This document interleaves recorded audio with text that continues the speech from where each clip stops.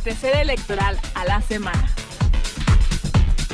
¿Qué tal? Les doy la bienvenida. Entérate este lunes 20 de junio de 2022. Mi nombre es Adriana Montiel y como siempre me da mucho gusto recibirles en un recorrido más por las actividades más relevantes del INE durante la semana. Saludo con mucho gusto a Juan Carlos Maldonado, que me acompaña para presentar la información. Hola Adriana, es un gusto que nos acompañen para conocer la información del quehacer electoral más relevante. A continuación, estas son las noticias. El Registro Federal de Electores generó el primer escenario de distritación federal y local para Aguascalientes, Durango, Hidalgo, Oaxaca, Quintana Roo y Tamaulipas. La consulta previa, libre e informada a personas, pueblos y comunidades indígenas tendrá lugar en las 32 entidades del país. El INE y el COPUEX presentaron el libro Monitor Democrático 2021. Señala presidente del INE que la transparencia y la democracia son base fundamental de las democracias constitucionales en el marco del 20 aniversario de la primera Ley Federal de Transparencia y Acceso a la Información Pública Gubernamental. El Instituto Nacional Electoral refrendó el reconocimiento por parte del INAI como institución 100% capacitada. La consejera Adriana Fabela presentó los resultados de la Consulta Infantil y Juvenil 2021 en Baja California Sur.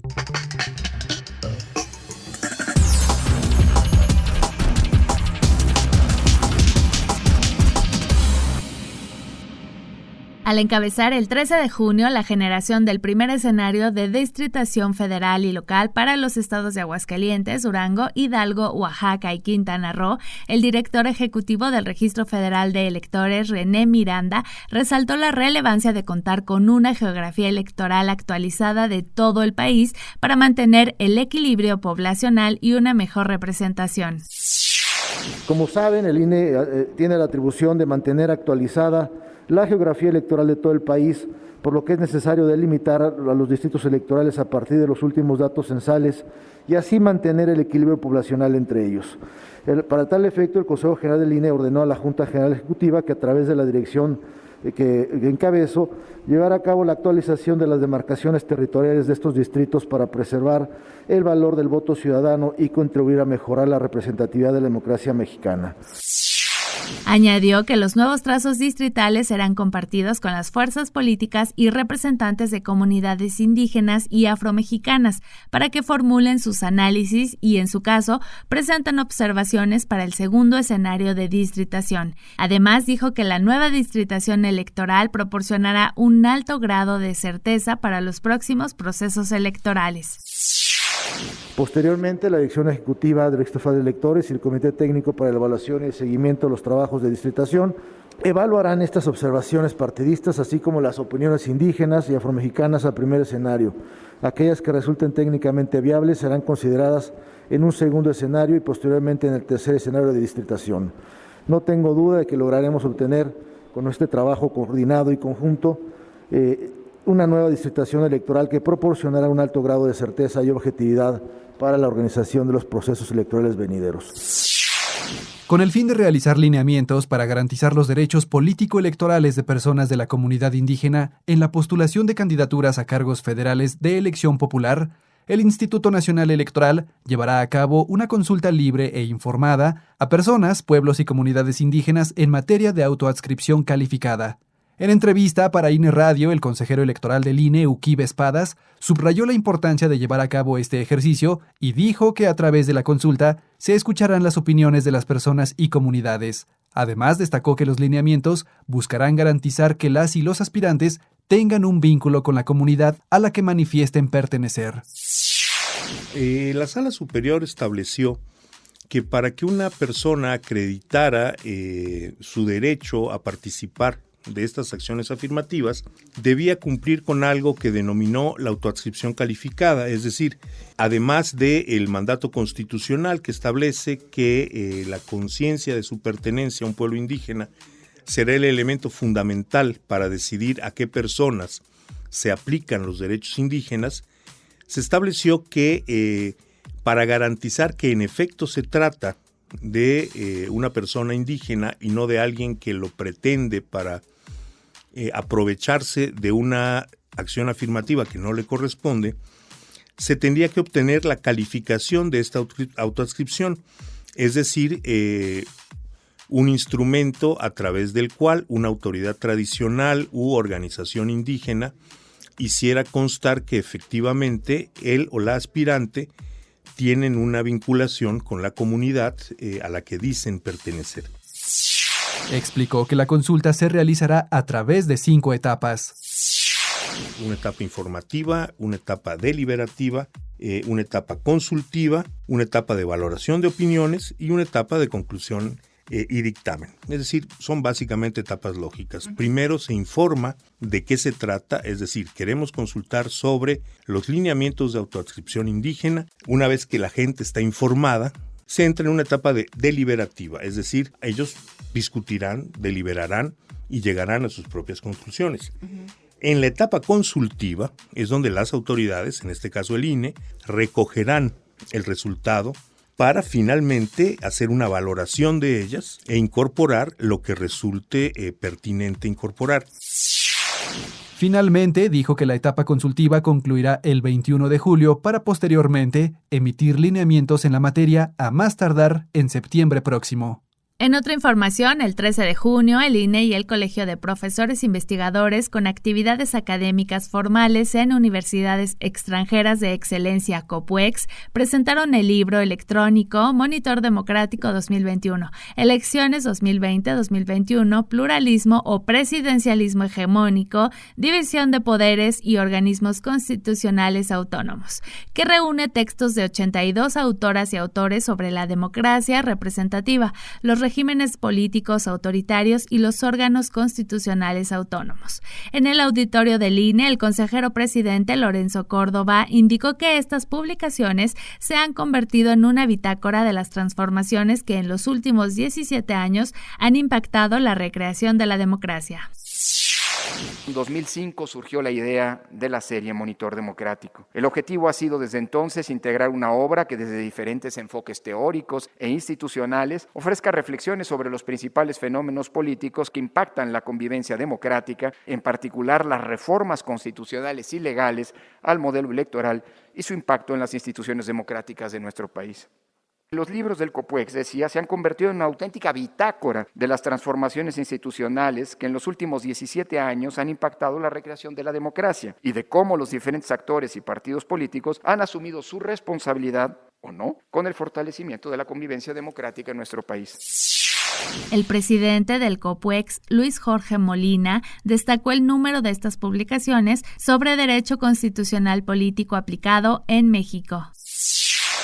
O sea, esta es una obra en la cual son 22 libros, reitero, han participado más de 1,800 ponentes,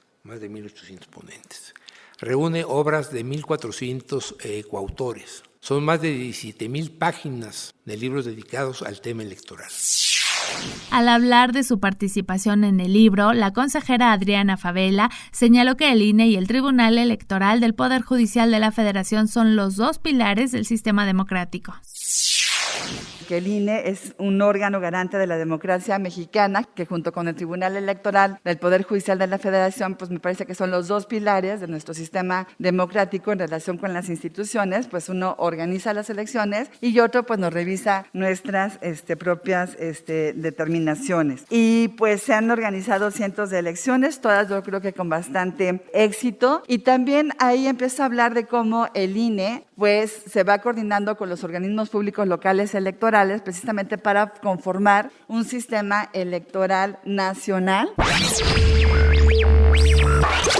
Al participar el 14 de junio en la mesa Democracia, Información Pública y Transparencia, una agenda inconclusa, como parte del 20 aniversario de la promulgación de la primera Ley Federal de Transparencia y Acceso a la Información Pública Gubernamental organizado por el INAI, el consejero presidente del INE, Lorenzo Córdoba, señaló que sin transparencia no puede haber democracia e indicó que ambos son pilares de la democracia constitucional.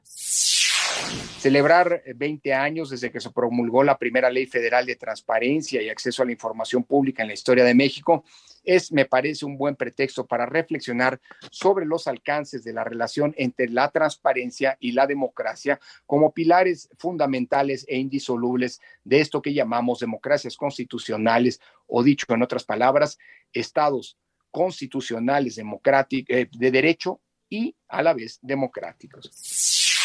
Dijo que transparencia e información constituyen las bases fundamentales de todo sistema democrático y destacó que la rendición de cuentas que requiere del acceso a la información ha sido una condición fundamental en la construcción democrática. Con la Ley de Transparencia y Acceso a la Información Pública, las decisiones de los servidores públicos y la forma en que se ejercen los recursos públicos dejó de ser un secreto. Acceder a esta información fue una forma de elevar el contexto de exigencia a las y los gobernantes y ha propiciado herramientas importantes para poder evaluarlos. La rendición de cuentas, que requiere indispensablemente del acceso a la información, me parece que desde este punto de vista ha sido una condición fundamental de construcción democrática. El consejero presidente destacó que desde que se instituyó el reconocimiento otorgado por el INAI al INE como una institución 100% capacitada, año con año se ha obtenido el refrendo de este reconocimiento por el compromiso, esfuerzo y disposición de las y los funcionarios electorales a favor de la cultura de la transparencia.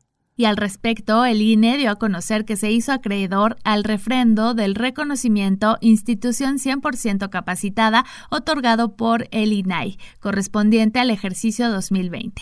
El INAI señaló que la entrega de estos reconocimientos es una muestra significativa de compromiso, esfuerzo y disposición en la actuación de las y los servidores públicos para la conformación de la cultura de la transparencia. Desde 2016, el INE recibe este reconocimiento en materia de transparencia y acceso a la información y actualmente está en trámite el refrendo correspondiente al ejercicio 2021. En otra información, el 13 de junio, la Comisión de Vinculación con Organismos Públicos Locales presentó el informe final del sistema Candidatas y Candidatos Conóceles, implementado en las elecciones locales del 5 de junio en Aguascalientes, Durango, Hidalgo, Oaxaca, Quintana Roo y Tamaulipas, para ofrecer a la ciudadanía datos útiles sobre las candidaturas y que así tuvieran más elementos para la emisión de un voto informado. Al presentar los resultados, la presidenta de la comisión, la consejera Dania Rabel, indicó que del 3 de abril al 5 de junio, el cumplimiento en la carga de información para las gubernaturas fue del 100%. Respecto a las diputaciones locales de mayoría relativa, tuvimos una captura del 85.44% de los cuestionarios curriculares y de identidad del 83.54%. Respecto a las diputaciones locales de representación proporcional, presentaron un avance de captura del cuestionario curricular del 79.59% y del de identidad del 71.43%. Todo esto con el objetivo de que la ciudadanía contara con la información de las candidaturas en aras de garantizar el acceso a la información y proveerlas de una herramienta que les permitiera la emisión de un voto informado. Dijo que el sitio tuvo más de 42,000 consultas y se tuvieron visitas de otros países. Además, explicó que el sistema ofreció un servicio de accesibilidad con el fin de que las personas con alguna discapacidad pudieran consultar la información. Con este servicio, el sistema obtuvo el distintivo de declaración de accesibilidad Here Colors, lo que facilita que todas las personas, sin importar su condición física, puedan percibir, entender, navegar e interactuar con la web. Con ello se refrenda el compromiso que tiene este instituto de contar con plataformas accesibles e incluyentes para todas y todos. Por otro lado, en sesión de la Comisión del Voto de las y los mexicanos residentes en el extranjero, fue aprobado el Plan Integral de Trabajo para las elecciones locales que se llevarán a cabo en el Estado de México y Coahuila el próximo año. La presidenta de la comisión, la consejera Claudia Zavala, explicó que en estas elecciones, además del voto postal y el voto por Internet, se implementará una prueba piloto para el sufragio desde el exterior de manera presencial en sedes de México en el extranjero. Y a través de un programa piloto de manera presencial en sedes en el extranjero, en las elecciones locales de la gubernatura de Coahuila y el Estado de México, el próximo 4 de junio del 2023. Esto atendiendo, por supuesto, a la sentencia que estamos generando el cumplimiento. Las personas ciudadanas mexicanas residentes en el extranjero oriundas de esa entidad a partir del 1 de septiembre de este año y hasta el 10 de marzo del 2023 podrán solicitar su inscripción a la lista nominal de electores residentes en el extranjero para poder ejercer su derecho al sufragio a través del sistema de registro para votar desde el extranjero. Además, fue presentado el informe final del Plan Integral de Trabajo del Voto de Connacionales en el Exterior en la jornada de revocación de mandato del pasado 10 de abril. La consejera Claudia Zavala reconoció el trabajo de las áreas del instituto involucradas para llevar a buen puerto el voto extraterritorial bajo la modalidad electrónica por Internet en este ejercicio de participación ciudadana. En la sesión también fue presentado el informe de avances del voto desde el extranjero en las elecciones 2022 en Aguascalientes, Durango, Oaxaca y Tamaulipas. El pasado 15 de junio, la consejera Adriana Favela presentó vía remota los resultados de la Consulta Infantil y Juvenil 2021 en la Junta Local Ejecutiva del INE en Baja California Sur, en donde precisó que en esta 9ª edición expresaron su opinión casi 7 millones de niñas, niños y adolescentes de entre 3 y 17 años sobre el cuidado del medio ambiente, el bienestar y los derechos humanos. En total operaron 37,000 casillas, territoriales y físicas en todo el país. En términos de la participación que se tuvo en esta consulta infantil y juvenil 2021, se recibieron 6,976,000 opiniones, o sea, casi 7 millones de opiniones de niñas, niños y adolescentes. Eso es algo muy importante. Esta participación refleja el 21% del total de la población mexicana entre 3 y 17 años. Señaló que a partir de los resultados de la consulta, el INE y los partidos políticos con registro nacional suscribieron el 19 de mayo un acuerdo para el impulso de la agenda de las niñas, niños y adolescentes. En este acuerdo, lo que se comprometieron los partidos políticos, también para luego que nos ayuden a exigirles que de verdad cumplan, fue apartarse de visiones y prácticas adultocéntricas en la forma de hacer leyes y políticas públicas para comenzar a escuchar de forma activa las problemáticas y propuestas de las niñas, niños y adolescentes. También incluir en sus agendas, pues precisamente los resultados de esta consulta, pues para buscar algún tipo de solución. Entérate. Durante su participación en el panel Tutela Judicial Efectiva Electoral en el marco de la 7ª reunión de autoridades electorales de la 5ª Circunscripción Plurinominal Electoral, el magistrado del Tribunal Electoral del Poder Judicial de la Federación, Felipe de la Mata, mencionó que a pesar de que la Constitución está escrita con la fórmula binaria, los jueces electorales han avanzado en los asuntos que resuelven al juzgar con perspectiva de género no binaria a fin de no vulnerar los derechos políticos y electorales de grupos de la diversidad sexual y de género.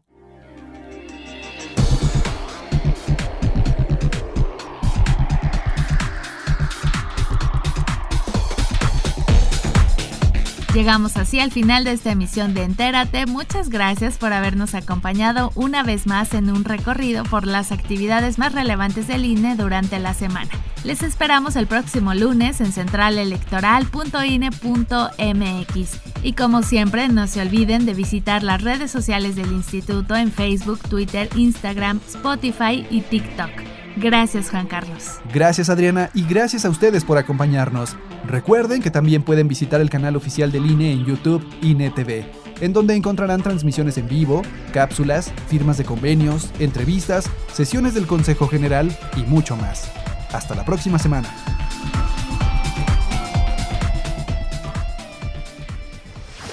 Central Electoral.